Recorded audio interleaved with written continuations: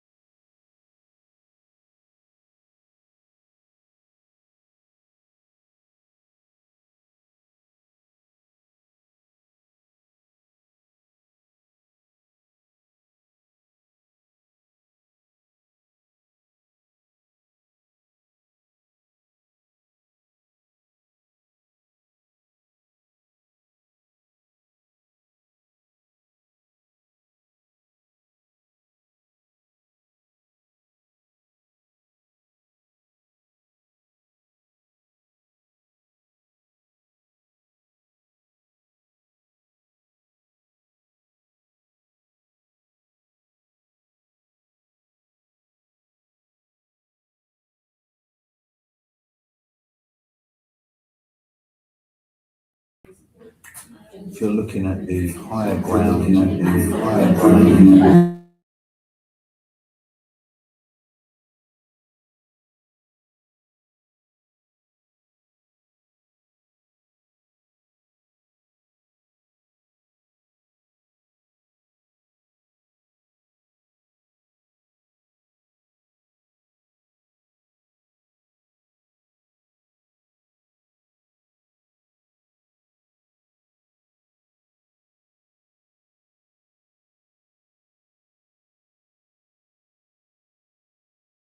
should fix it. Did that work? Maybe. I think they should be hearing sound. My cameraman was on his way from Bournemouth and he got off the train because he was really ill. And he's gone home again. Yeah, that one should be unmuted now. Yeah. Good.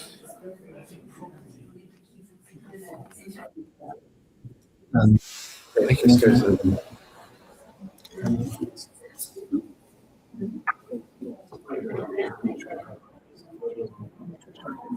this one, please. Okay. Who's coming up next? Ah. Can you just repeat exactly what you said word for word?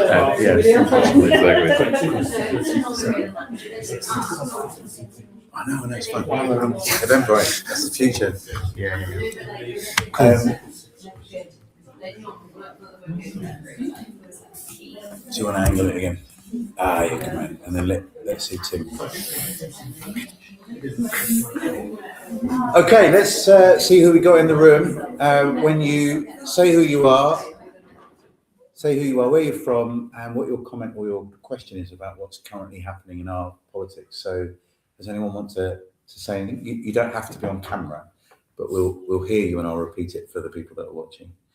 Does anyone have a comment or an observation or a question so far? Don't be shy, it's okay. Okay, that's fine. No pressure. I know it's, if we were doing this in Ukrainian, I would be very embarrassed because I've only got six words of Ukrainian, so no problem. Well, let's try. I think we've got Peace here from the Church of England. Yes. Do you want to come? Why don't you swap places with Tim just for a bit, and we'll get your perspective. I'm part of a democracy movement called My Life, My Say. I'm on their board, and we're recognising across the UK there's a huge challenge with getting young people to care about politics. They are the least likely group to register to vote or to vote, and that's true for general elections, and it's especially true for local elections. What are you seeing in terms of the kind of political mood or what's happening in our country right now? Tell us a little bit about your work first. Yes, I'm training to become a vicar in the Church of England. I'm in my final year, and also a trustee at an organisation called Peace Direct, which is an international peace-making organisation. Yeah. Very good. I mean, a lot of people are commenting that our politics is more fragmented. We've heard that throughout this evening. Some would even say polarised, that there's less common ground, that instead of these two parties, which, you know, red and blue, Labour and Conservative, we've pushed further out. And now we've got, you know, people frame this election as Greens versus Reform, which are almost like the polar ends of the political spectrum. As someone that cares about peace, what are you noticing about British politics? Yeah, I think it's really interesting, the different, I guess, views that people are now kind of moving towards, where traditionally it was very much like red or blue, like Labour or Conservative, and now I think there maybe is like a weariness with where there's been this, I guess, like a wave between, okay, we're gonna like a swing between Labour, great, let's see how they go, and then swing back into Conservative, and I think there's a weariness between both sides, and that's where we're seeing this increase of like the two extremes, if you will, where I guess before there was a bit of nuance, and it does feel very polarized, very extreme, very divided. And I think it is in part just all of what's been fueled over, I guess, last few decades, but particularly the last few years, I think of COVID and how that's then kind of, I guess, caused a lot of fragmentation even in the last few years. But yeah. I find that so frustrating because you think the world is facing a global pandemic. Like we feel like one planet. We realise how interconnected we all are. That we're seeing it even a little bit today with this hantavirus, aren't we? That one person getting off a boat could infect a whole nation, so that everyone's a little bit nervous. So this sense of global solidarity, I thought a global challenge would bring the world together. But I think you're right. Post-COVID and during COVID, we seem to fragment even more. Have you any thoughts on why you think that happened? What went on? Why didn't we all kind of club together more? I haven't actually thought too much about it, but I guess maybe my observation during the pandemic and even after, I think it caused people to confront their own values and beliefs and views about various different things. I think there was a lot happening in the pandemic that I think challenged the social norms, where I think, again, it was pretty structured before, and then it kind of all was like brought to the surface, and it caused people to confront, like, well, actually, what am I going to put my hope in? What am I going to have my views and beliefs and values on? And that's where we just saw such a massive shift. And then since then, there's just been, just an increasing level of fragmentation, division due to various things going on, both nationally, globally, that I think has just fueled it all. I'll bring Tommy in on that in a minute, what you think is happening, particularly to younger people in terms of this polarisation. But tell us a little bit about your peacemaking work. I mean, if we're becoming more polarised, it seems like your work becomes more urgent. What does it look like? What are you doing? So previously to ordination, I was also working at Tiffand, and a big part of my role was being involved with all of the peace building work that they were doing. And I think there was a lot that I learned in that about listening, about storytelling, and also about dialogue to be able to foster peacemaking. And I think in the midst of where there is an increasing fragmentation, division, I remember somebody saying to me once that their observation with the Western versus the majority world is that our form of communication in the Western world often is in debate form, whereas in the global majority, it's around dialogue. And I think there's a need for more dialogue and less debate to begin to really hear one another's stories, to begin to really learn from one another, because I think everybody wants the same thing, and they're going about it in different ways. And I think if there is more room for dialogue, I think we'd get the result we all want in a way that enables human flourishing, I'd say. It's fantastic. It feels like you have what they call nominative determinism, that your name is peace and you're involved in peacemaking. But it's a wonderful work you're doing. I think,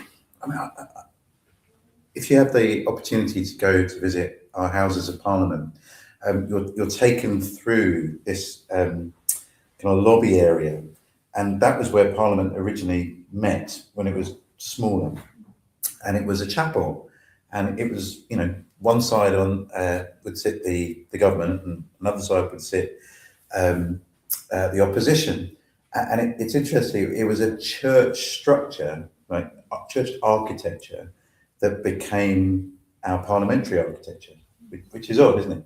And I wonder if we'd have learnt our lessons from the majority world, where circles are more common ways of meeting, and there might be more chance of dialogue in that environment rather than the choir stalls that kind of got inherited for the British Parliament. But that's a really helpful observation. Thank you, Pete.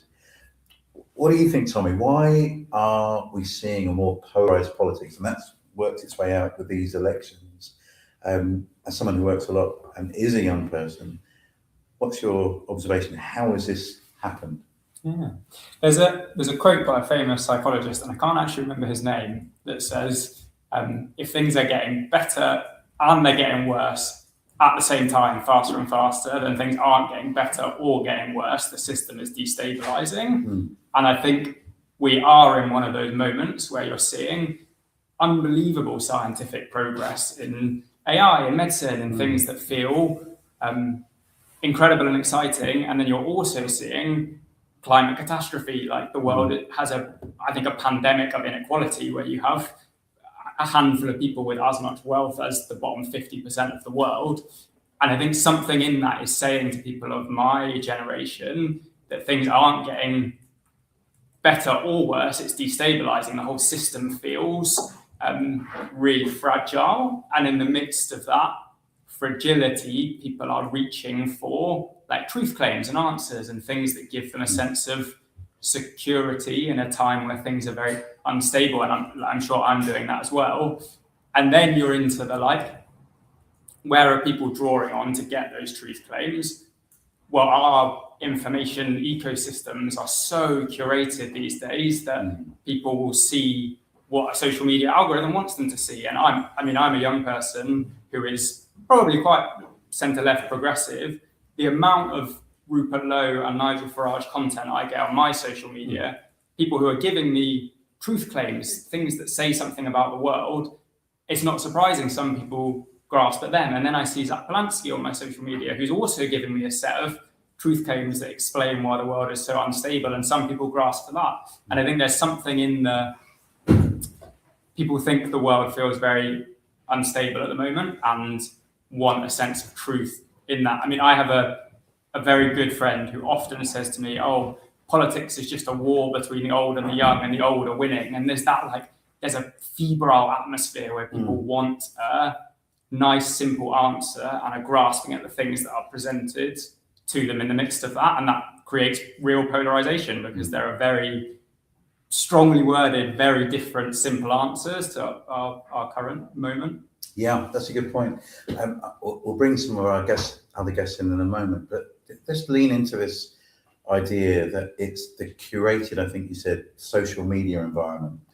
That, you know, we had lockdown, we weren't face to face with people anymore, and so people were more online, and they were filtering their perception of reality through social media, through YouTube, through, you know, online sources, an increasing distrust of traditional media, maybe less likely to, you know, tune in to watch the 6 o'clock or 10 o'clock news, more likely to have news fed to you through the people that you're following.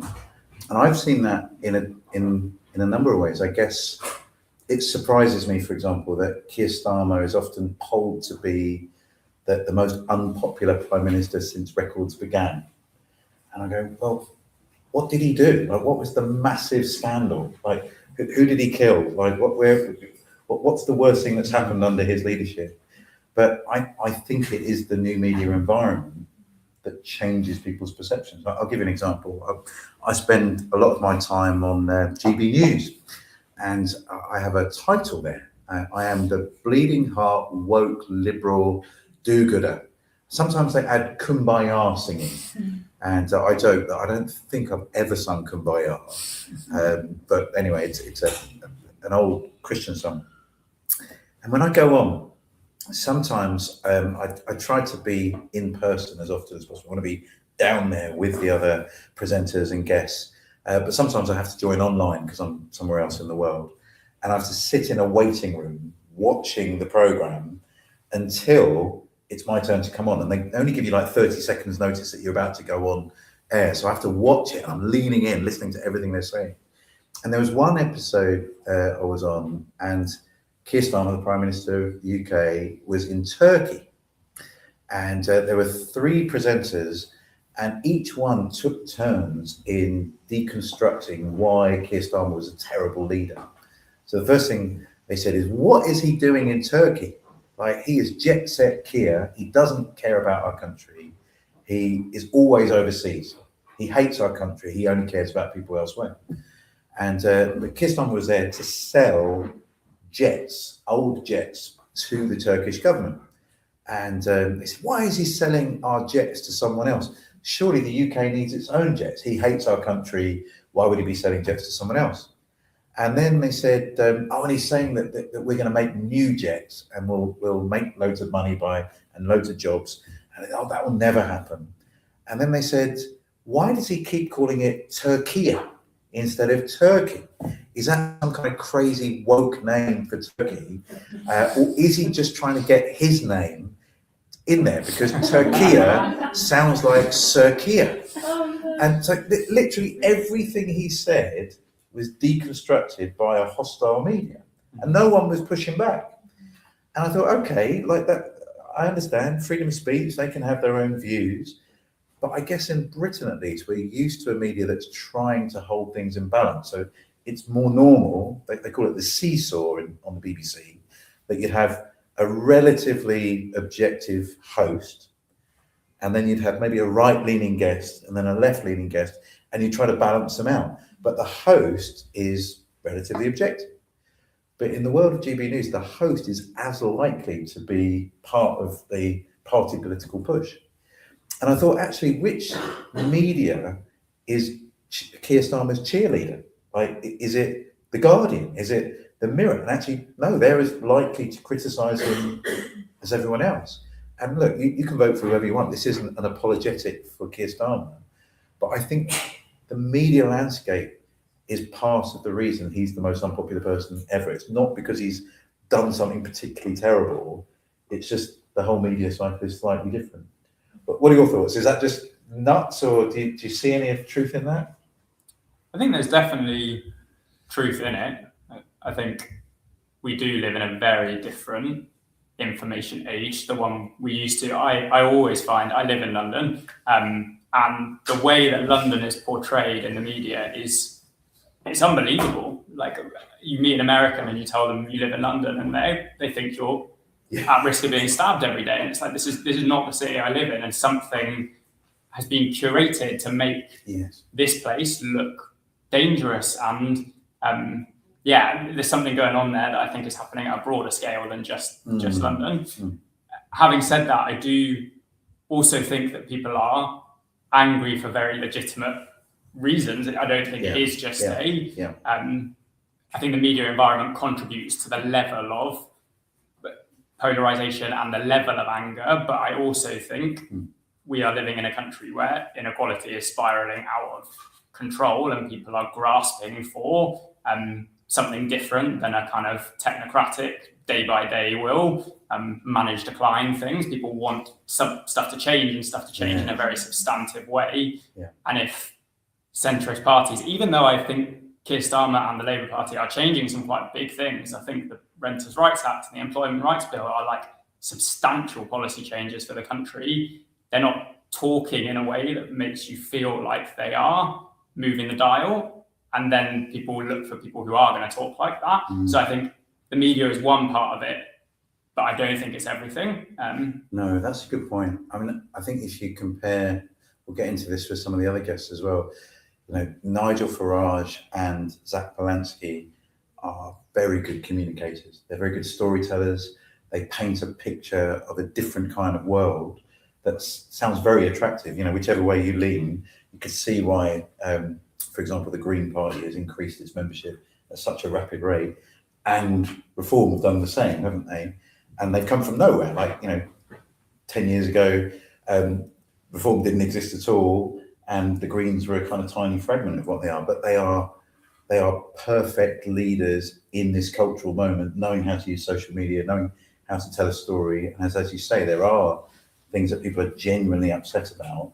And if someone is offering a hopeful picture, even if you don't agree with how you get there, you can see why it might be popular.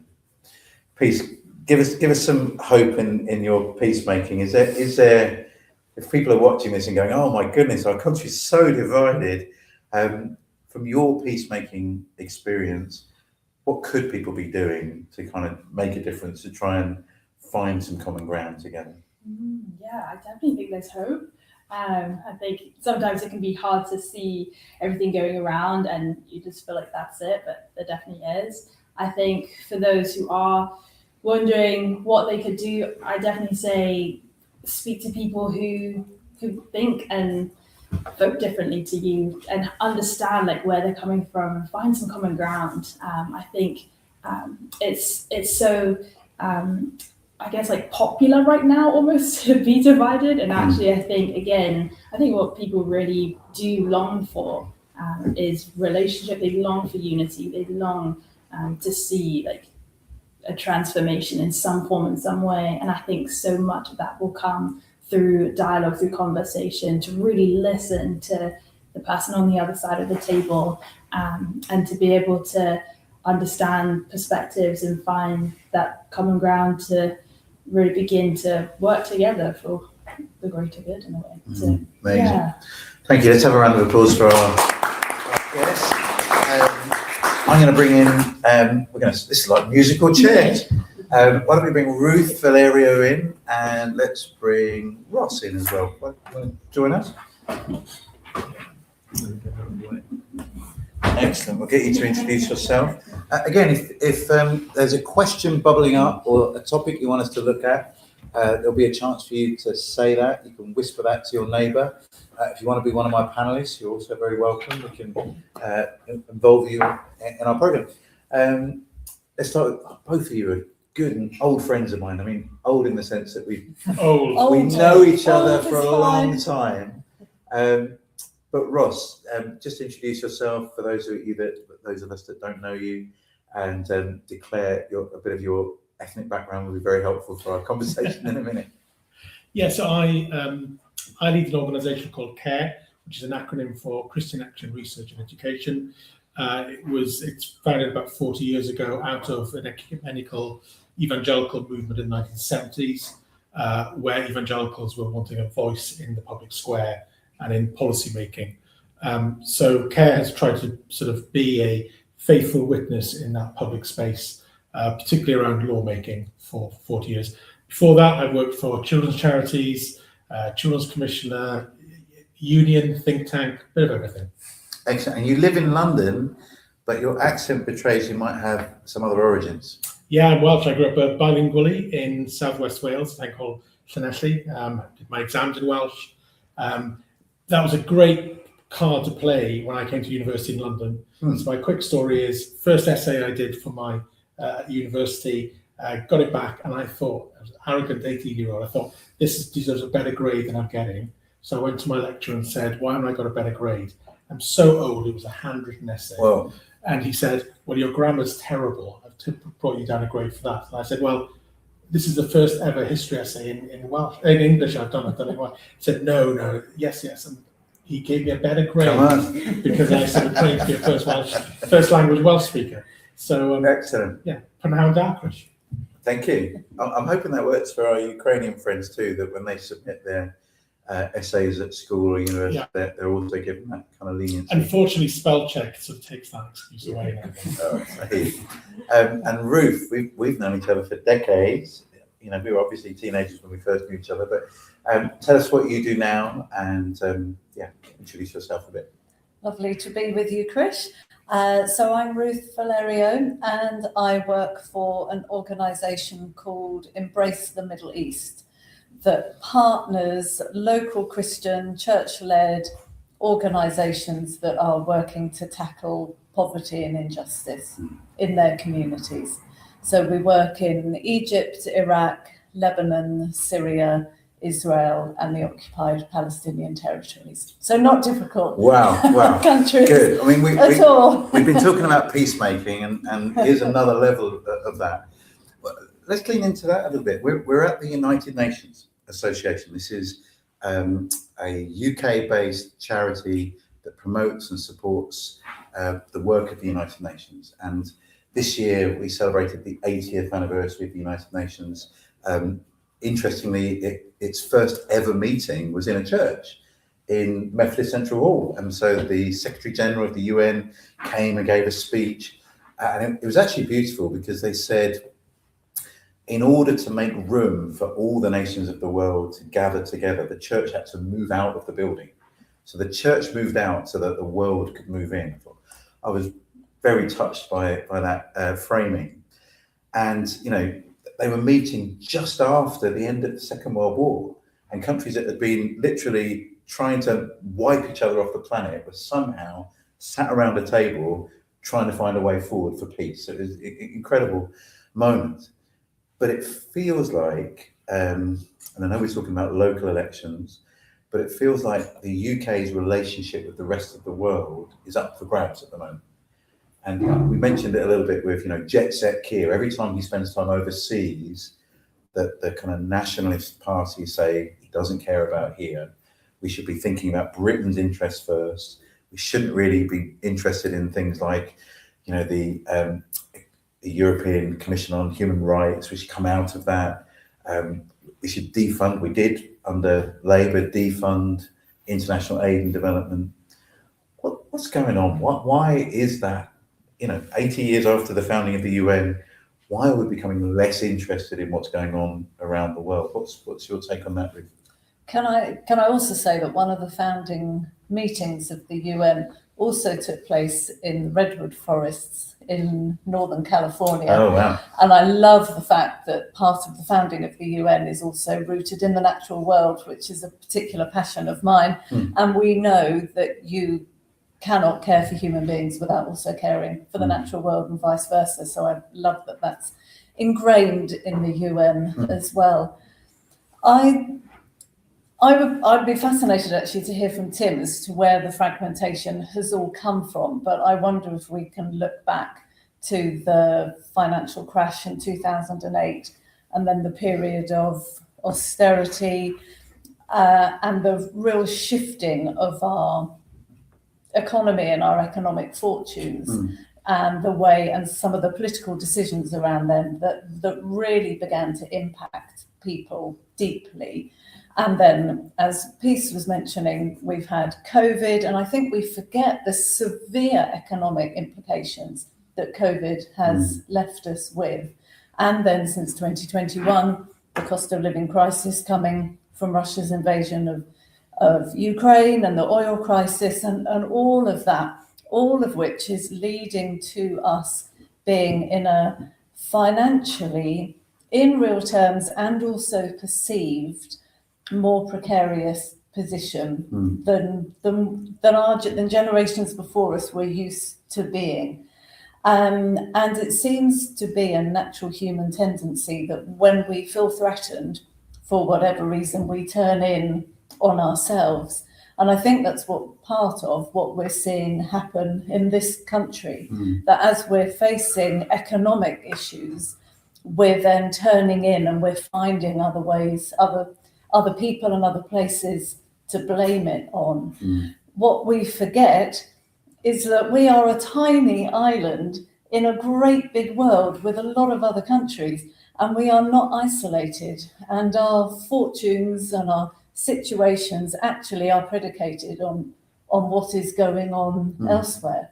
So if we are reducing humanitarian aid, if we are taking our eye off the ball when it comes to climate, we will then lead to other people in other countries becoming more insecure, and so wanting to leave their countries, wanting to come to us, extremist views rising. So our security is based on the security of the other, and we have to hold together that win-win position rather than the way that we're taught, the way that our media tells us is that it's a win-lose. We can only win if others are losing. But if others lose, then ultimately we will lose as well. Can I bring in a more parochial sort of story sort of to go alongside that, which I think is consistent.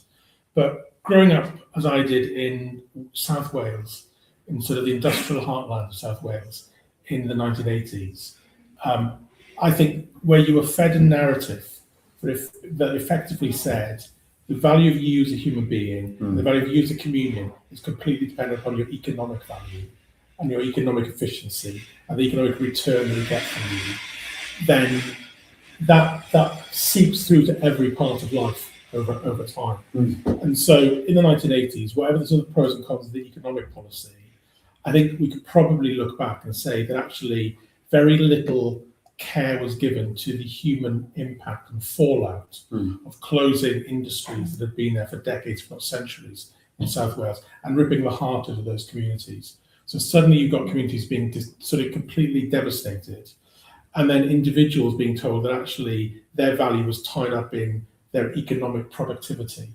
And if they weren't productive, they weren't valuable.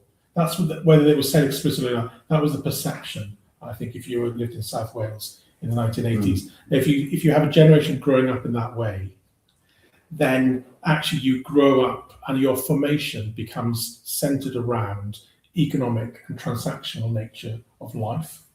And therefore, if life is a series of transactions that are reduced to monetary value or economic efficiency, why should you care about your neighbour, let alone your neighbour on the other side of the world, unless you can see a direct impact on the economic benefit or loss that you're going to face individually? So I think some of the, growing up in South Wales, you saw some of the seeds of the effects you're seeing now globally, and sort of in terms of how we view our place in the international community. But I think those seeds were sown a long time ago. Yeah, no, I'm sure you're right. And the same in some of the heartlands in the more northern parts of England, as well, as the coal mines were closed down. And one of the many positives about shifting to renewable energy is the potential that it has to be a job creator and to be creating jobs actually not in London, but where we'll need those jobs. So in some of the areas that have suffered the most deprivation from the industrial regions being closed down. In 5 minutes, we'll have a little break and a reset. We're going to have a conversation about what's gone on in Scotland. We're going to be joined by our Scottish friend Laura, who's currently on the BBC. And when she's finished on the BBC, she's going to come to the more important media channel, obviously here with us via online. And we'll hear from Ross on that. You mentioned the Middle East, and actually in these local elections, that's been a huge topic. I was yanked onto GB News, and they were arguing that particularly the Green Party, by appealing to voters who cared about Palestine and what was happening with Gaza, they said, oh, they're specifically appealing to Muslim voters, and that's going to destroy some of the kind of community cohesion. So this is sectarian politics. Again, I find that ironic because I think that's exactly what people on the right-hand side are doing. And Tommy mentioned earlier that particularly the handling of the Golders Green event has provoked a real challenge in what is going on in terms of anti-Semitism. I wonder if we can kind of just try and tease that out a bit. As far as I can see, statistically, there have been a rise in anti-Semitic attacks, whether that's murder or whether that's just bullying or children being taunted at school. So something is changing. That does seem to be coinciding with, well, firstly, what happened on October 7th, the terrible attack that Hamas perpetrated in Israel.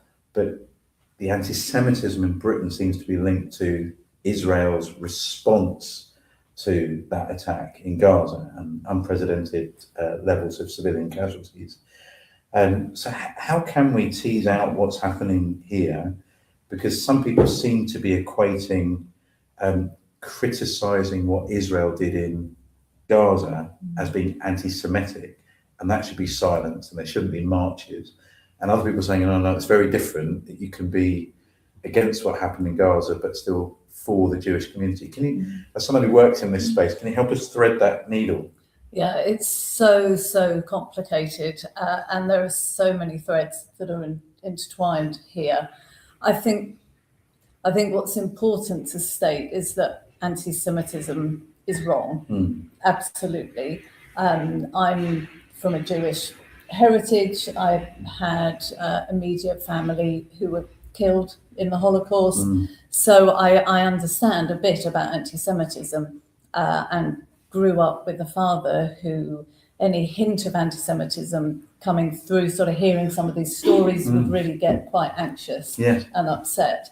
And as a continent, sadly, in Europe, we have coming actually from our Christian background, we have a terrible history of anti-Semitism all the way down through the centuries of our European history, the way that we have treated Jewish people. So it is ingrained in a negative way, and it is a terrible thing. And it is absolutely something that we must stand against. And we must stand against that where we see it for anyone of any faith. Everybody should be able to live their life and practice their faith with freedom. So I think we do have an inherent tendency towards anti-Semitism in our nations across Europe and in the UK, which is there often just waiting to bubble up. Then I think we have the really complicated mixing up of it with the way that we are watching Israel behave in the Middle East towards the occupied Palestinian territories and Iran. Obviously, that's a separate discussion, and within Lebanon. And I would want to be very clear in saying that we can stick with anti-Semitism, and that doesn't mean that we cannot criticize the Israeli government. And we must not let a criticism of the Israeli government, which is breaking humanitarian law, we must not let a fear of anti-Semitism mean that we are not able to do that. And we mustn't let the Israeli government weaponize anti-Semitism so that we become in such a fearful place that we think we can't say anything because we'll be charged with Yeah. anti-Semitism. Yeah. The way the Israeli government is behaving is appalling. And to say that isn't being anti-Semitic. That's right. Thank you for helping us with that and for being open about your own heritage. I mean, I tried to say something into this space. LinkedIn has become my happy space because I think people are more reasonable on LinkedIn because you're worried that your future boss might actually look at your LinkedIn profile as opposed to X. It's more professional, isn't it? So you have to behave yourself on there. So I posted a carousel. I'm new to this. This is a series of images. You're so up there. I'm Chris. learning. We all look up to you. So I tried to say it's possible for two things to be true at the same time. That we can absolutely oppose anti-Semitism anywhere and definitely anti-Semitism in our nation. We want to stand with the Jewish community. We want to say no one should be persecuted because of their ethnicity or their religion or their heritage. It's unfair to blame Jewish people here for what the Israeli government did there. Those aren't the same thing. That's not fair, particularly children who obviously have very little input into what's going on. So clear as anything. I said it's also true, as you mentioned, that what's going on in Gaza is unconscionable and we need to challenge it. And then I got a deluge of messages, all direct ones on LinkedIn rather than public ones, saying I was now anti-Semitic for daring to critique Israel's activity. They were just protecting themselves. So it does begin to silence the conversation. And for me, one of the challenges was, you have Zach Polanski, again, we're not here to promote any particular party, but Zach Polanski is the only Jewish leader of a major political party at the moment. And some of the caricatures drawn of him pulled on lots of traditional anti-Semitic tropes. And, he was told he was anti-Semitic. And you go, there's so much irony, paradox going on. And again, peacemaking, in one sense, can put you in the centre, can't you? You're going to get shot at by both sides. As someone who's working in that space, what can you say to encourage us that, not to be silent, but how do we keep going when it seems like almost everything you can say is going to be wrong somewhere? I think for us speaking from a Christian perspective, this is really simplistic. I think we have to hold true to our biblical values of love of the other, of seeing all people as being made in the image of God, as being people who are to search for truth and for peace and to live that out, and recognizing that peace always comes with justice. And you can't have reconciliation without justice. So you do need to hold those things together, and not to give in to the fear. We are always going to, I often get things wrong. This is a hugely sensitive and complex issue. And I have friends across, I have good Jewish friends, good Palestinian friends, and right across. And I'm sure I probably say the wrong thing quite often. So I have to approach it with humility and trying to be as careful as I can in how I word things. So I did a post recently focusing on anti-Semitism and just put up a few books that I found helpful to learn and to understand more about the historical background. It was a pretty bland post, and I can tell you I angsted over every if you looked at it you would just think, I just wrote that, but I angsted over every single word and how I phrased it. And I had one person message me separately. I think I just about got away with it. Well done. But so it is complicated, but as Christians we are called not to stay silent, and we are called to stand up for justice and for peace. And to be prepared to make mistakes. Yeah. Well, Ross, you're going to come in. I'd love to. I mean, what sparked in me is a sort of question maybe for later on, and maybe sort of others with more expertise to answer. But I do wonder, given the stats around how many people say that immigration is the most important issue for why they decide why to vote, the larger question is how many people are voting on the basis of a single issue. And because I remember sort of conversations I've had in the past, it seems there was an important issue for somebody, but it was part of a picture of sort of generally how a party or a candidate would sort of look at a number of issues, and there may be one important one, but it wasn't the dominant. Whereas now I feel people are more inclined to sort of, there's a single issue that they feel so passionate about, it determines their vote. They don't really care what the rest of the rest of the manifesto is, as long as that person of that party agrees with them on that issue. And I don't know if that's a new trend or whether it's something. Let's pick Tim's brain in a minute. I think we have a little break. If you're watching online, go and grab a cup of coffee. We're going to have beer and wine and orange juice here. Sorry you can't join us for that. We'll have a little break. We'll reset our panel and dig into some of those stats, and then we'll hear what's going on in Scotland and in Wales. So can I ask your thanks for our panel so far? Thank you. Brilliant. Please refresh the drinks. We have a lot of beer. So if you could help us with the beer, you're very welcome. Well done, guys. Yeah, still broadcasting. Yeah, good job. Thank you. Thanks for going on the Israel Gaza conversation. That's good. Yeah, I hope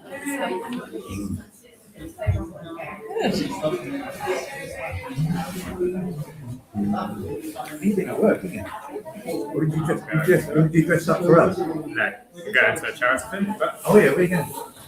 we're at home. They do like free therapy for children. Right. That's like Sorry, they're interactive. Based on churches, so it's kind of faith-based thing. No, I live in Ford and King's Cross. Thanks for coming. That's right. Good input. I think the other thing is We're learning as we go. when you look Good at to learn. people being interested in one issue is that's a different, like and they're different things as one group. So that's true. Yeah. They're all related to one another. I mean, the reform. You think about reform, but it's so there are some who are like that. Again, there's another group that's like really similar to most of this, basically NHS, and it's just like not working, and so like we just get something else to try. Just really need something to like those, yeah, because they're quite, actually they pay very much attention to not really easy to know that why so and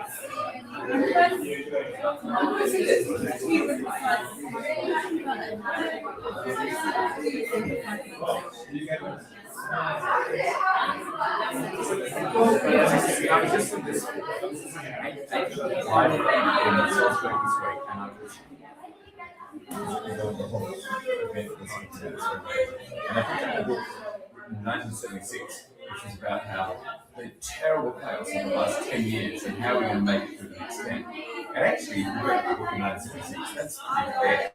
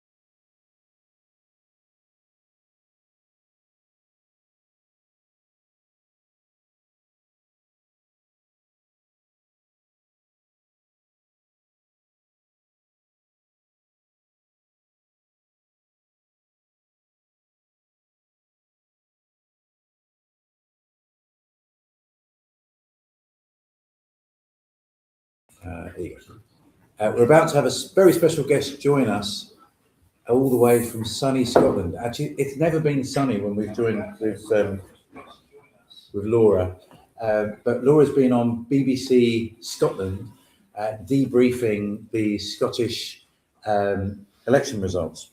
Laura's an incredible young woman, newly married.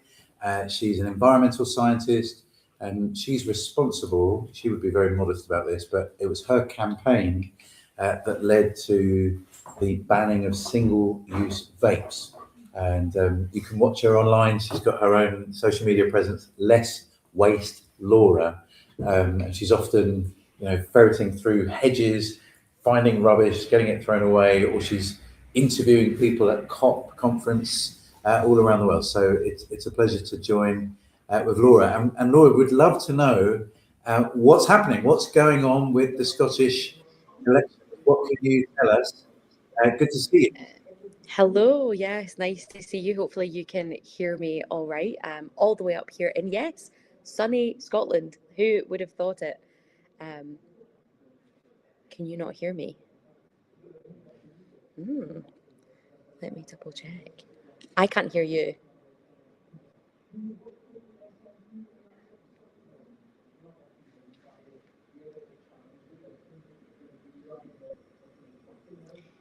All right, I've got 2 thumbs up. Does that mean that you can hear me? You can see me?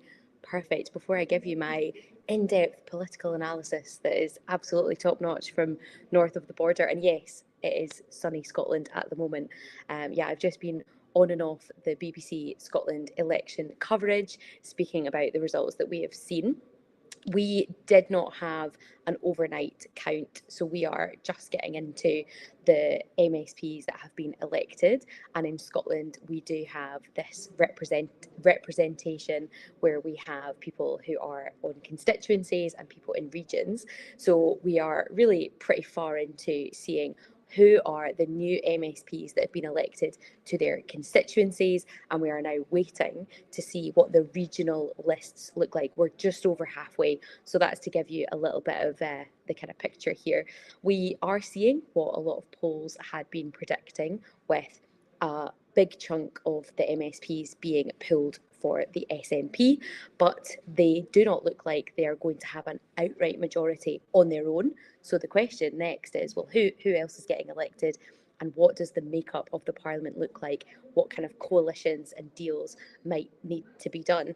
But something that I do want to say that has been really stark is that 1 in 2 people did not show up to vote. It has been a low turnout election, and every second person that you bump into decided not to opt into this democratic process and turn out to a ballot box or send in a postal vote.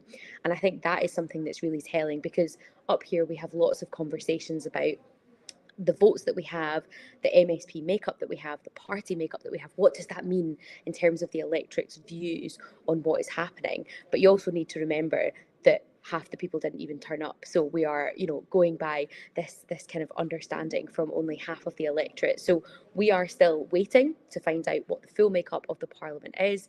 It is looking like it is going to be an independence majority if you add up the SNP and the Greens, but that doesn't really tell us a lot about what deals might need to be done to get that overall majority. And so we're looking at a few more hours now until we get those regional votes, and it's been really interesting to see what has come up. And I think certainly the people that did turn out to vote, the biggest thing that people were talking about in terms of their motivations was the cost of living. So that's everything from energy bills, food bills, prices at the petrol pump, that sort of thing, alongside healthcare, education. So that's a little bit of what we've been hearing before the election and what we've been seeing today as the results have just been coming in from really this morning. As I said, we didn't have that overnight count.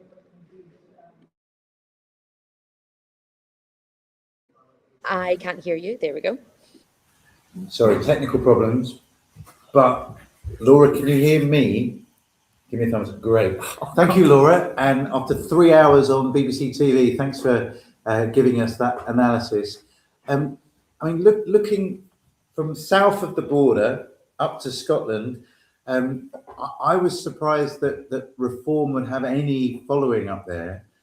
you already had an independent party, or in the SNP. But how much did some of the scandals, I guess, there was an embezzlement scandal, wasn't there, within the SNP, and even sexual assault was part of that narrative as well, wasn't it? How much did that play into how people voted in this election? Well, I think the thing you have to remember is that when it comes to people who are passionate about independence, want Scotland to become an independent country, there isn't much that will stop them voting with that intention. And so, although there has been a lot of scandal and story around the SNP as a party, they are still the number one party that is fighting for an independent Scotland. And they do still see this huge amount of people turning out. Now, they've roughly got about sort of 35% of the vote, but obviously that translates into numbers of MSPs when you divvy it all up. And so I think that is something that is still really strong. So even though there has been 20 years of leadership of one party, we look like we're coming into a fifth term of one party, which is unheard of. You have to understand how strong independence is as a factor for why people choose to vote the way they do. And the one thing I will say is, obviously, we are seeing the numbers coming in from Wales and from England in particular around reform.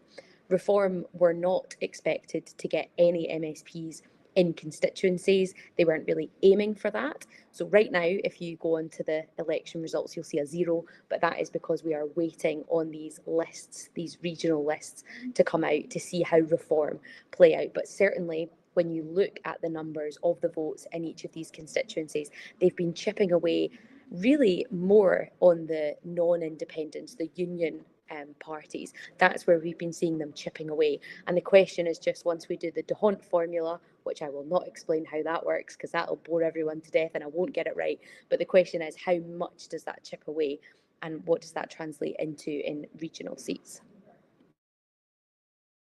And we'll let you go because you've been giving your expert analysis to so many people, but we're grateful that you're able to join us this evening.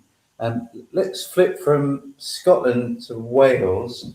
Again, I don't think we need a debrief of the D'Hondt formula, but what's been happening in Wales? Yeah, well, briefly, it is worth touching upon the fact that Wales had a very similar electoral system to Scotland previously, where there were constituency seats that was then topped up with a sort of proportional bit that was copied by D'Hondt. Whereas now what's happened is there's 16 super constituencies, and you vote for one party in that constituency, and the D'Hondt formula is used to allocate 6 members for those super constituencies, making up 96 members for the Welsh Assembly. I do have a sort of personal slight concern that in the time when politicians are not held in the highest regard, the Welsh Assembly and the Senedd decided to double the amount of politicians it had sort of elected. Don't think that was a great PR issue, even if you believe in a greater proportionality. I think the big story, well, I guess there are 3 stories that intertwine. One is the collapse of Labour. I think that will probably be the main story around sort of over 100 years of Labour dominance suddenly wiped away. I think very similar to what happened to the Labour Party in Scotland back in the early 2000s. It's taken 20 years for Wales to catch up on that trend.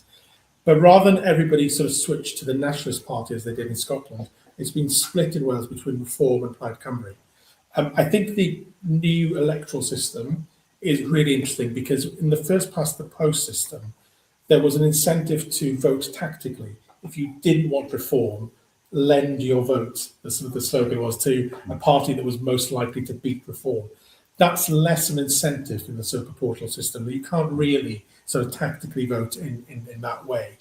But Plaid has dominated. It'll get quite close to majority. It won't get a majority at the minute. There's one super constituency that's left to report, and Plaid Cymru have just got over 40 seats. They need 48 for a majority. So I think that Plaid will dominate. I think the nightmare scenario in some ways for stable governance in Wales would have been if Reform had been the biggest party and Plaid had been maybe the second biggest party, because it was clear pre-election that nobody really wanted to work with Reform.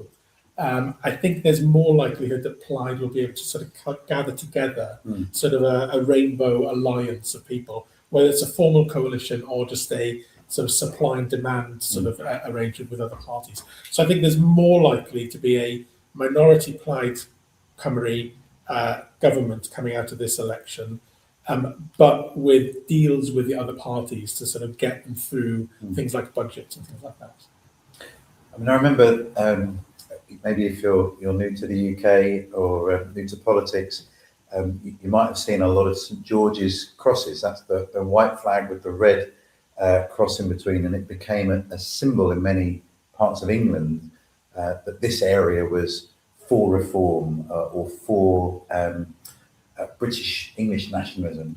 And there was one story of someone using a roundabout in Wales to paint a St George's cross to show they were also for reform. And reform will not go down well in Wales. Well, Reform don't talk a lot about Wales. I mean, you don't hear a lot from Nigel Farage about Wales or Scotland. He does seem to be leaning into England. So what's going on? Why was that even a threat from Reform? Is it, as we were hearing from Tommy, that the kind of managerial style of government, business as usual, isn't cutting it, and would rather roll the dice and have something radical because that will bring the change that we want? Do you think there's some of that behind it? Yeah, so I mean, I'll speak anecdotally. Sort of the stats may sort of either back this up or challenge it. I think there's one thing is, Labour stayed in power in sort of throughout the 1980s and 90s into the 2000s. I think to some extent there was a sort of hope, well, Labour in national government will eventually deliver sort of goods for Wales. And then you had a Conservative government from sort of 2010, coalition then, through to sort of 2024. And I think that there's been great disappointment at the lack of progress made in terms of having a Labour government in Westminster and what is delivered or not delivered in Wales. So I think there's a disenchantment and a disappointment with that relation. And I think there are some anecdotal stories that gain traction and cut through things. So there was a whole story in Wales, which was a really big issue, where the transport budget is calculated on an England and Wales basis. And so HS2 sort of spending was counted against the Welsh transport budget.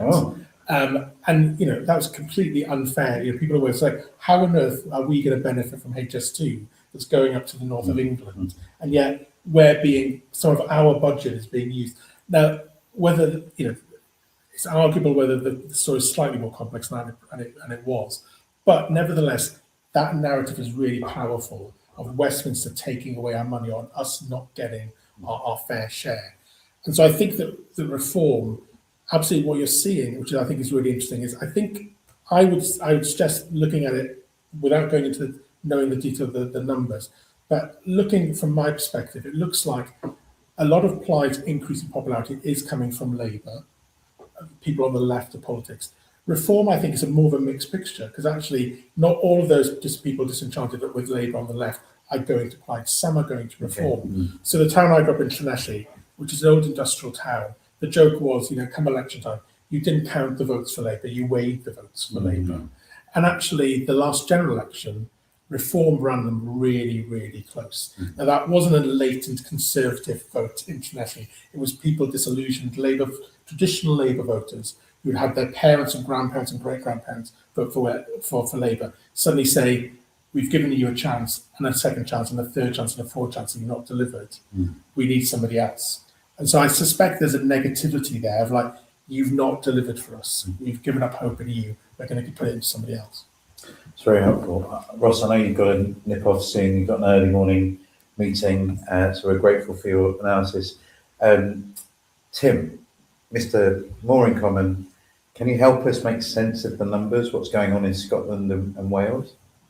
Let me pick up just on one point there from Ross. So when the polling we've done in Wales showed 36% of Plaid voters voted Labour in 24. So that's exactly right. And it's actually changing the composition of the Plaid voter, because it's made them kind of slightly left of centre, which is different from where the party's been. But to sort of jump up from the micro. Look, I think that the best way to understand where votes are shifting is that people have got a kind of a very weak attachment to their vote. They have obviously had a significantly weaker attachment to what they voted in 2024 because it's such a big shift. But even these votes that have happened today, happened yesterday, they're quite lightly held.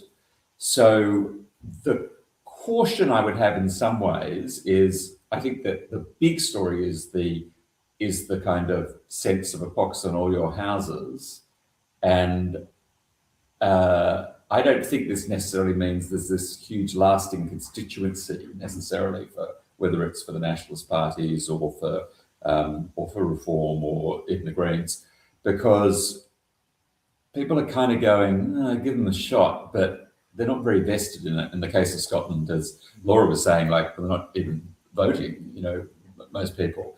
So one thing to say about that, the translation of that into, because I do think that these trends are pretty similar around the world, the underlying forces are pretty similar, and they're better understood by looking at people rather than looking at parties, looking at people themselves. But the surprising thing, just as a reminder, last year, the biggest parliamentary majority in any country in the world was in Australia for the Labor Party, for a very managerialist Prime Minister. The biggest swing, the biggest change in politics in any country in the world last year was in Canada for Mark Carney, who is the most technocratic. He represents the Davos kind of elites. And he now is close to 50% in the voting preference of Canadians.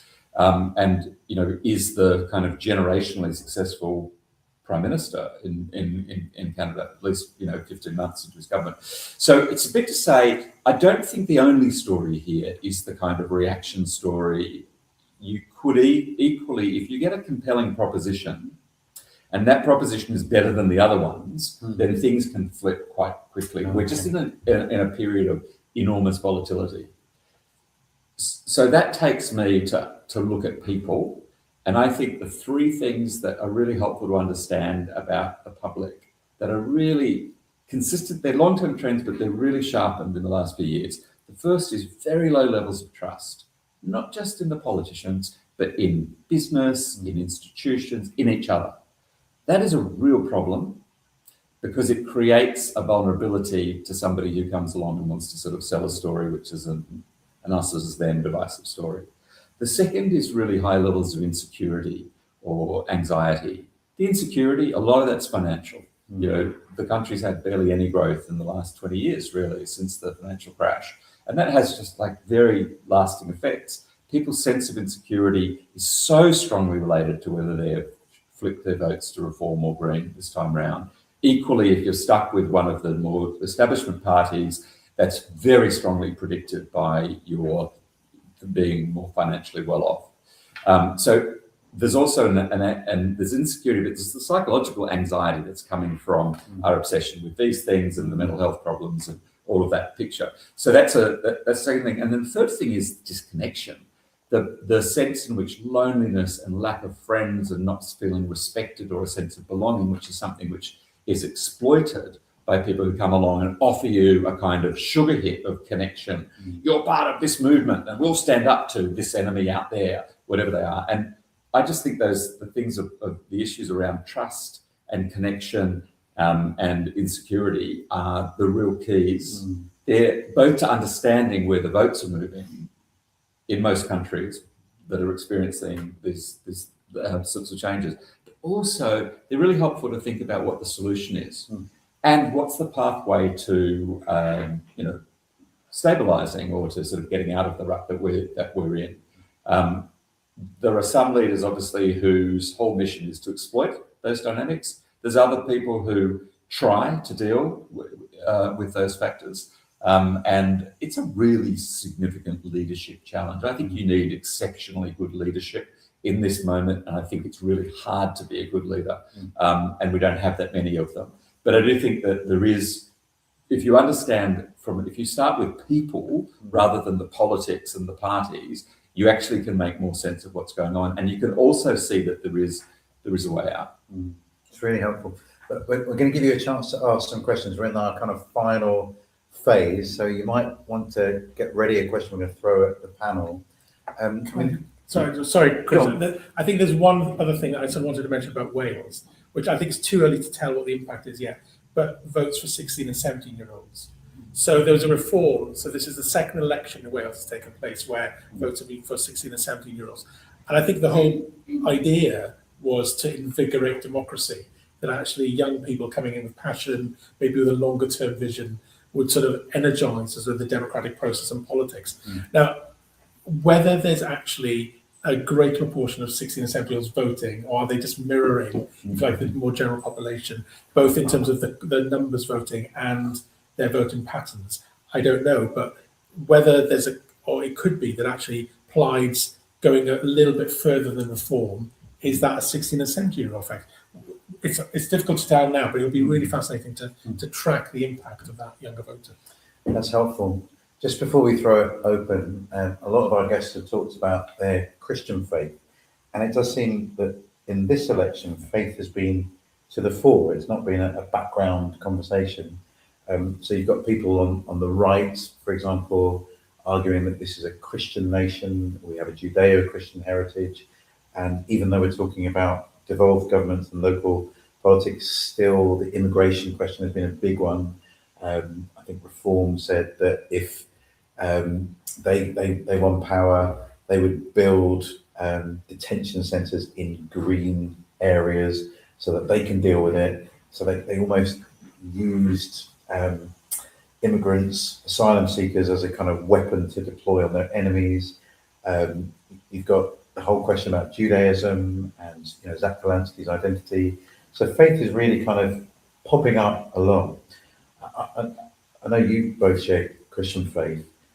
What might your advice be to the church in this political moment? How does the church avoid either jumping in, fully in the cultural hard left or hard right? How does it offer that peacemaking that we were hearing about earlier? What are the practical steps you think the church can do in this moment? Tim, let me start with you and then come back to Ross. I think the answer is you got to go deep and think about what's distinctive. A part of what is really striking about the appeal of the both Reform and the Greens, the more populist parties, and to a lesser extent the nationalist parties as well, is that they actually do offer a bigger story. That there's a kind of a larger narrative for the major parties, and I think particularly the current government struggles from. It just feels like there's lots of things that are very piecemeal, but what's the bigger picture of? I think because there's so much fragmentation and we're in this kind of awash with so much information around us, like we are looking for some kind of sense making of the world, and leaders who struggle to make sense for the public. Again, a struggle in this context to solve problems. And Carney in Canada is actually a good example of someone that, even though he's actually very kind of traditional in lots of ways, he actually does have a story about what's happening.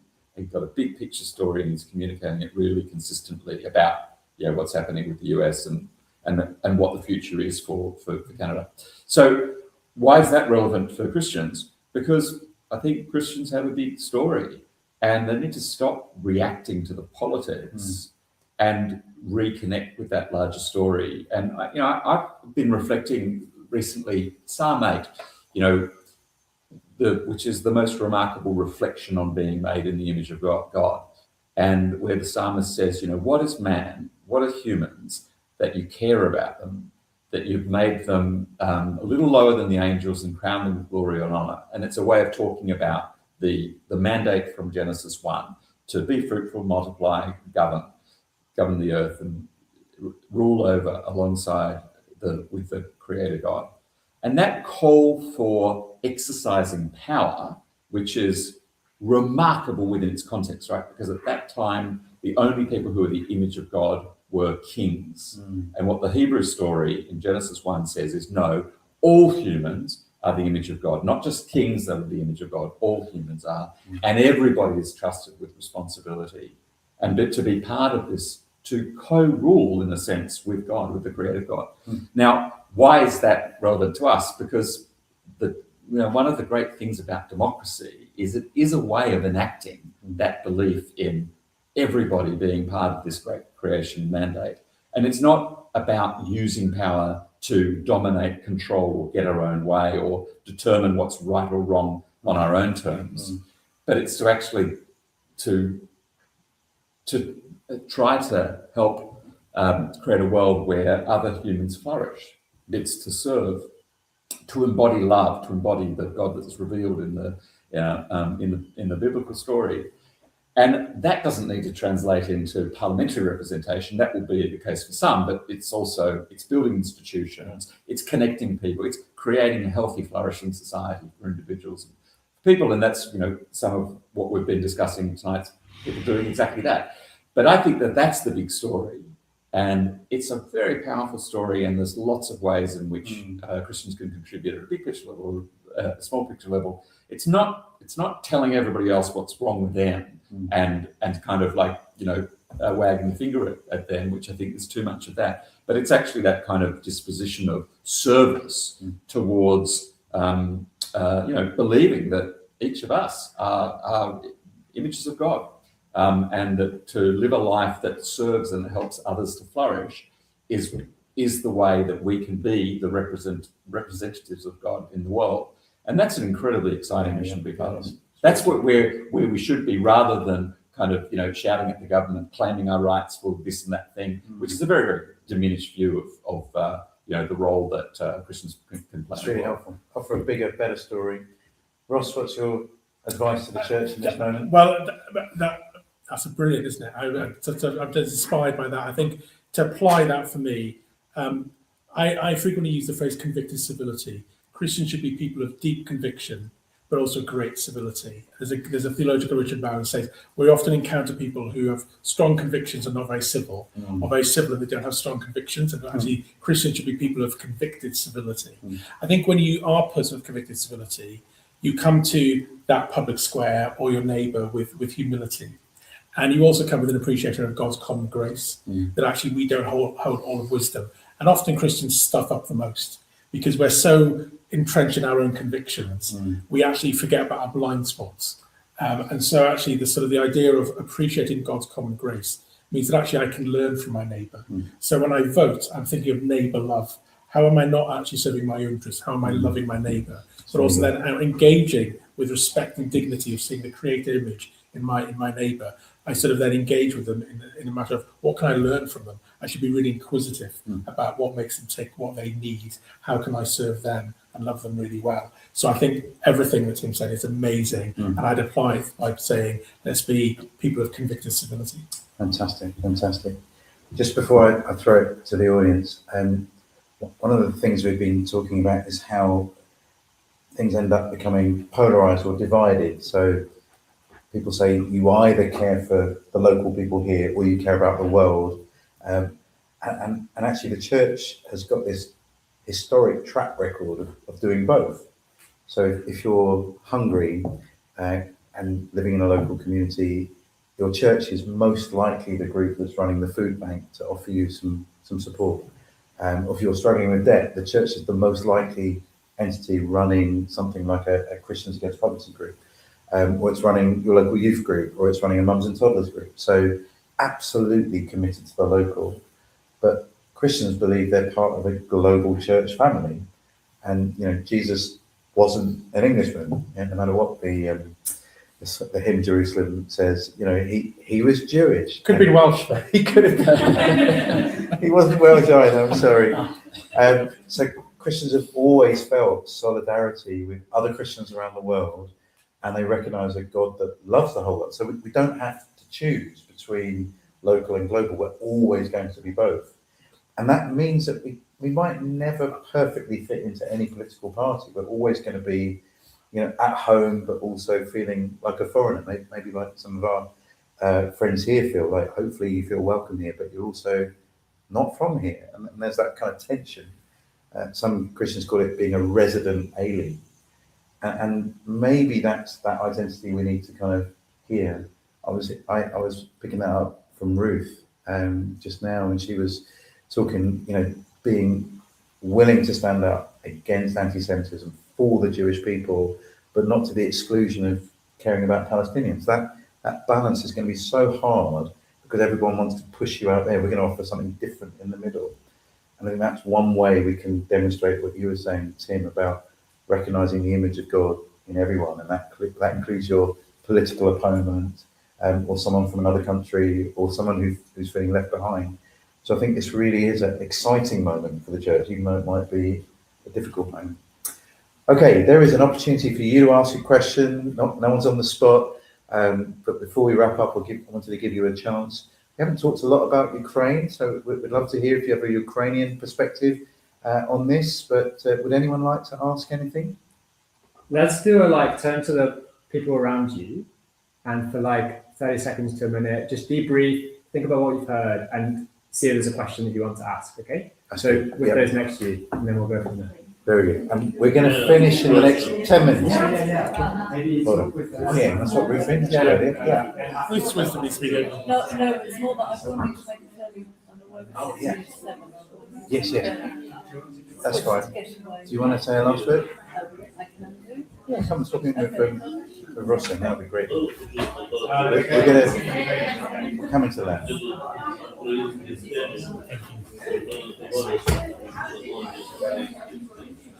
I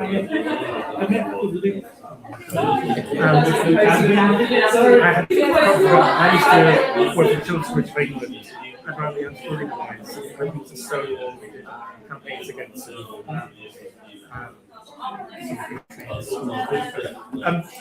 you mentioned that when I saw him, he was a really interesting piece of evidence, because we were on one side, Because they're free. in some ways, he was coming up from compassion. Anyway, I'll get back in touch with you. It's not that, something else. Just that. Better get common sense assessments. Okay, well done. Sort of wants to get. We're gonna come to a close, but now's your chance. Ask a question. Some of our panel have to be elsewhere, so thank you, Ross. All right, who wants to ask the first question? Let's see. Give me a hand. Yes, please. Tell us your name. Hello, I'm an international development master's student, so hopefully this year is always ask questions. But I wanted to ask, just because you've seen quite a few election cycles and everything, do you think that our very almost measurements of trust, or what success, or what constitutes success in a party, or what makes a party valid or invalid, do you think part of that lies behind the change in votes, and how do you think that almost those ways that we measure or monitor our politicians have changed? And to measure sort of David's question of how does that change or shift or create new party cohesions? Could we base it on different ways of measuring those essential movements in politics? Like you were saying, Tim, about trust and cohesion and so forth. Really good question. I'll just repeat it for the recording. Some of us have seen many election cycles. We won't hear that as calling us really old, but it's probably true. Have our metrics of success, what counts as a kind of valid or reasonable party, has that changed? What's going on with trust? Tim, I think this is probably in your wheelhouse. Do you want to go first? Yeah, I mean, I guess there's a broad trend of we are less attached to, loyalty is less important for us in lots of walks of life. Maybe our football team is the exception to that. We generally don't swap loyalties between football teams. But if you think of, you once would have grown up where you might have a family where we only ever buy, a Ford, or we always, listen to this radio station, or what, like the sorts of, we're in this world with a ton more choices than there used to be. And so people have different reasons for attaching to political parties. I think that just one important thing to say when you get these big shifts is that if you don't like a particular party, you often look at those people who vote for that party and think, oh, they must be all the same. And those people must all buy into everything. And I know the worst thing about that party or that leader. And so everybody is voting, and it's obviously like they're completely like him or her. And I just caution against thinking that way, because we just recently did a big study, the largest study that's been done of Trump voters in the US. And so 10,000 people, lots of conversations, in which we showed there was 4 quite distinctive personas of Trump voters. And it's just different motivations for people. And some of them, it's almost like not a lot to do with politics either. So very different stories for reasons why. The challenge we have that because we're in this much more disconnected world, and particularly we meet less people who are different from us. We're much more in our bubbles, whether that's kind of professionally or in terms of views or backgrounds. And so it's easier for us to believe the wrong thing, to jump to assumptions about other people if you don't know anybody, you know, who's a Reform voter, who's a Green voter, who's a Conservative, whatever. So the thing to try to get us back to is to look at each other as people and to not look at each other through the lens of politics. And I know that's not totally an answer to the question, but I think that the implication, because people are coming to views on politics from a million different places, many of which are like, they would, not only are they not particularly well informed, but they would say they're not particularly well informed. I saw something on TikTok and I thought, yeah, you know, why not? Give them a chance. Or I like this thing, or I like the show that I heard them on a podcast. Like they're very lightly held, and they may well sort of move off the person that they supported as well in the future. But if you get a very polarized environment where people start seeing each other as the worst version of the other side, actually what happens is the identities get locked in. And one of the problems is that then people go like, oh, okay, I am a Democratic voter, or I am a Trump voter. And now that I'm under attack for being that, I have to dig into that identity. And now I'm going to, well, obviously you're the other side, and now I'm going to see what's wrong with you. And so identities that actually aren't all that important to those people gradually become more important. Now, the thing is, I think this is a way in which the UK is very different from the US. And I think that's a really good thing. And I think that it's something that we want to preserve. So managing to maintain a curiosity about other people, regardless of what their politics is. If you end up talking about politics, which is definitely not the best way to start any conversation. But if you are engaging in curiosity about people, is a way of upholding their dignity as being made in God's image, but also just kind of communicating respect.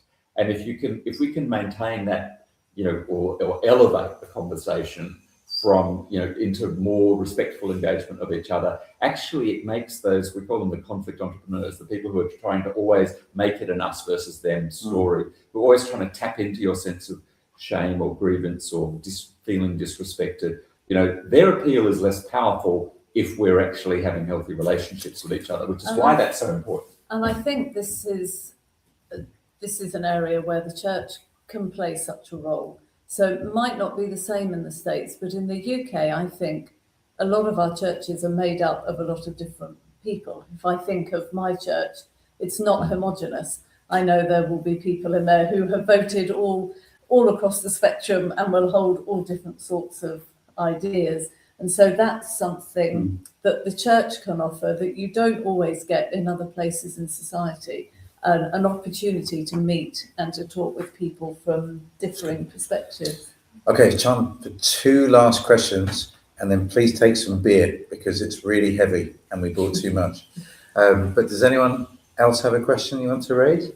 Get in there quick before your time is up. Please, yes. Tell me your name again, sir. Well, my name is Oleh. I'm Ukrainian refugee, and maybe you find my question stupid, but please forgive me. So I'm here for 4 years for Ukrainian scheme, and I'm very thankful for United Kingdom for giving me a sanctuary, and I have all rights as the usual citizen have, except right to vote, and I find it's natural. But I'm very curious because I have a friend in Scotland, and he also is a Ukrainian refugee. He has the same type of visa, but he has a right to vote in Scotland. Right. I know that rules are rules, but why the rules are so different in England and in Scotland? Because you have one democratic country, United Kingdom, but a resident who lives in Scotland could vote even for the member of British Parliament. And here I couldn't. Well, I think it's natural that I couldn't because I'm a foreigner, but why the rules in Scotland are so different? That's a really good question. I didn't know that, so that's news to me. Does anyone have any knowledge?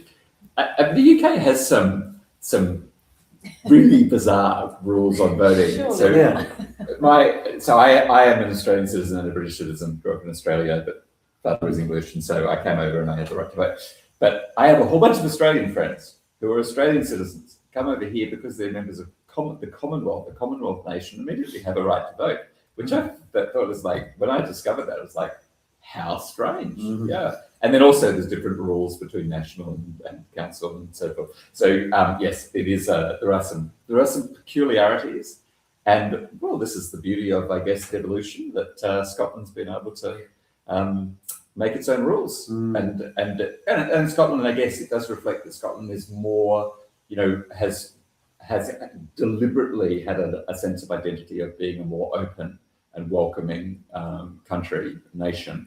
So in that sense, I'm not surprised that is a point of difference. But I wasn't aware of that. So it's much right. Because on some things, Scotland can make its own decisions. On other things, it can't. And immigration is one thing that Scotland can't decide. So there was a whole UK policy about Ukraine, and so Scotland couldn't say they were going to do Ukraine if the Westminster government had said we weren't going to accept people from Ukraine. So it's interesting. You've helped us think about something new, and as you say, you're very welcome here. We're glad that the UK did the Ukraine scheme, but at the moment, the whole conversation about immigration is even more complicated than it was at the beginning of the Ukraine crisis, and we're seeing something very different happen to other groups of people. Most of my Ukrainian friends are very sad that we have only given you a very short visa and that you don't have a route to get indefinite leave to remain. In fact, that has just been removed for everybody. But it's very difficult for Ukrainians to have security in their time here. So that's something that my little charity Sanctuary has been trying to put right, but it's an ongoing challenge. But thank you for raising the question. But the positive thing is Brits are very proud of the fact that we welcomed so many Ukrainians. Yes, we are. So it's not, the policy was very successful and is a point of pride across the board, across political, which is unusual. There's not a lot of things of which that's true. And people can see it as a success. So there is that strong sense of welcome that's shared across British society. Yeah. We still fly a lot of Ukrainian flags. I hope you see them around town, which is very encouraging. Okay, last question. Who wants to do it? Yes, please, at the back. Stand up and tell us your name, please. Hello, I'm Rebecca. My question is, what do you predict the results will be for the general election based on the local election results? Oh, that's a good question. I was, I'll give you a chance to think about it. I was cycling on my little bicycle that's out there in the hot corridor to a meeting in King's Cross yesterday, day before yesterday. And I recognised David Olusoga. Do you know that name? He was on the Celebrity Traitors. And he's an expert on Britain's colonial history. So I'm like, David, hey, how you doing? We'd met once before, and we ended up having a chat. And I was just in the middle of listening to an audiobook called "What If Reform Wins?" And it's a prediction of 2 years' time, and it starts at 9:59 p.m. The election booths are about to close, and the BBC is about to announce its exit polls to say who's won. And as you might guess from the title of the book, Reform have won an outright majority, wiped out Labour and the Conservatives. And the book kind of begins to unravel what would that mean for everything, like from the existence of the BBC or immigration or NATO or the Convention on Human Rights. So I'm not an unbiased person at the moment because I'm listening to this audio book. But what does our panel think? Well, Pete, let's start with you, and then we'll come around. Do you have a prediction? You're not going to be held to it. You're not speaking on behalf of anyone else. Just you. Do you have a prediction of what's going to happen? Yeah, I was interested just even looking today and seeing how things have unfolded, and that being, to be honest, I was quite surprised seeing how much there was like such a high rate of reforms, high on Green Party. I think there's a part of me that still feels that even though there has been such a stark change, I still feel like there probably would still be some form of a basis of Labour Conservative. I'm not sure between the two, like what would be the outcome, but I wouldn't be surprised if we haven't quite moved on just yet. Maybe in the next, maybe 2 general elections, maybe it might look very different, but I wouldn't be surprised if it probably doesn't look massively different at the next one. I've heard people say they think they've reached peak reform. This is as good as it gets for reform. And then everyone calms down a bit and votes Labour or Conservative. Interesting perspective. Ruth, do you have a prediction? I suspect it will come down to the economy and to what has happened on wider geopolitical terms and where we are economically as to how people will vote in a couple of years' time. I will not predict, because I have learnt that everything I predict and think that couldn't possibly happen, it happens. So I'm not going to try and say any more. You're sitting on the fence, eh? Okay, very good. How about you, Tim? Well, it does depend on what who's the Prime Minister is obviously one thing, particularly coming out of the locals, but it depends on whether Farage answers the questions people have about him, whether Zelensky answers questions people have about him. I mean, an interesting reflection is 7 out of 10 Brits do not want a reform government, 8 out of 10 Brits do not want a Greens government. And the dynamic will be different in a general election because people will vote tactically, motivated particularly by stopping the thing that they don't want to happen. So some people will be deliberately voting for whoever is going to keep the Green out. Some people, more seats, are going to be deliberately voting to keep the Reform candidate out. And it's going to be hard for them to work out who is the best candidate in their local constituency to keep them out. And what you can have is somebody only gets 28% of the vote that could still be gone through because the other votes are distributed. So there'll be a lot of discussion around tactical voting in constituencies. And now that there's kind of no safe seats, it'll make it quite confusing. And it does kind of make the case for, coming from a country which has an alternative vote or preferential vote system, whoever wins ultimately has the preference of 50.1% of the population in that system. The UK system now with 6 parties competing is not really the right system to give people a sense of buy-in when such small numbers of people can end up choosing the outcome. So I think there will also be more conversation about the system over whether it's on the other side of that election or even before then as well. But genuinely nobody knows because there's just so much water to still flow under the bridge. Very helpful. I've got lots more questions, but we need to begin to come to an end. Firstly, thank you very much to all our panelists. Can we have a round of applause? Thanks to Tim, who gave his time to help. You've probably been in contact with Tim through WhatsApp or email. Thank you very much for all your hard work, Tim. And thank you to you for coming. Tonight was a bit of a kind of pilot episode for the Higher Ground podcast, and we're going to send you an email so that you can access the first 4 episodes. And we're trying to have this kind of gracious but engaged conversation and not shy away from the difficult questions. We've dealt with some pretty meaty subjects tonight, but coming with grace and hope and faith as we do so. So we'd love your feedback on them as we look to go forward. And if you like it, we'd love you to share them and let your friends know about it. So we'll be emailing you with more details about that And we look forward to seeing you again, or hopefully you hearing us again on the Higher Ground podcast very soon. Very practical thing we need to do is we need to probably leave the building in the next 5 minutes. Otherwise you won't be able to leave the building at all. But maybe you have a friend that really likes beer.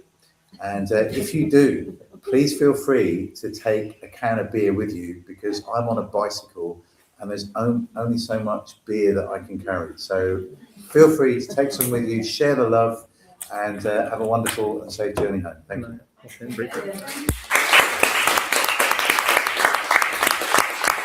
Tim just wants to say one last thing. Go on, Tim.